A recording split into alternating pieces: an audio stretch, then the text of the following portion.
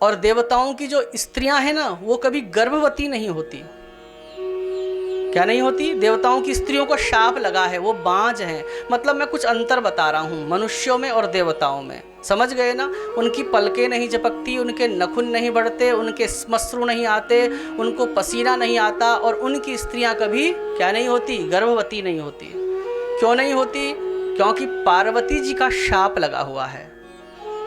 शिव पुराण में कर रहा था अभी थोड़े दिन पहले, पिछले साल सेलाकुई में, तो उसमें वर्णन आता है कि देवताओं को जब पता चला कि इस तारकासुर आदि का जो अंत होगा, जिस तारकासुर ने देवताओं को बड़ा सताया हुआ है, तो भगवान शंकर के पुत्र से इसकी मृत्यु होगी, इसलिए देवताओं ने योजना बनाई और भगवान शंकर के मन में विवाह के लिए उत्कंठा पैदा हुई। भगवान शंकर ने पार्वती जी से विवाह कर लिया।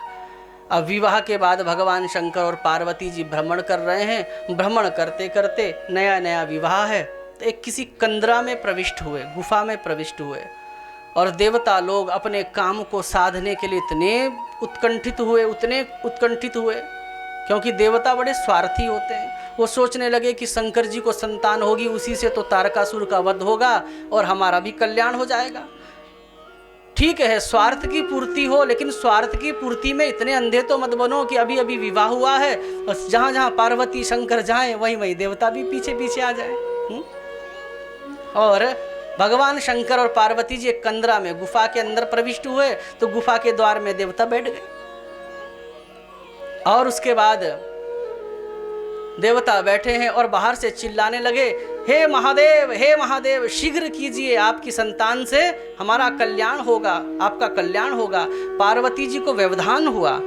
भोले बाबा तो बेचारे भोले ही ठहरे। जगत जननी जगदम्बा माँ भवानी ताम्र पात्र की तरह आंखें लाल करती हुई गुफा से बाहर निकली और देवताओं को कहा कि तुम इस प्रकार से अपने स्वार्थ के लिए एक स्त्री पुरुष को भी एकांतवास नहीं प्रदान करने देते, इसलिए जाओ, शाप देती हूँ देवताओं, तुम्हारी स्त्रियां कभी गर्भवती ही नहीं होंगी, तुम्हारी स्त्रियां बांझ रहेंगी।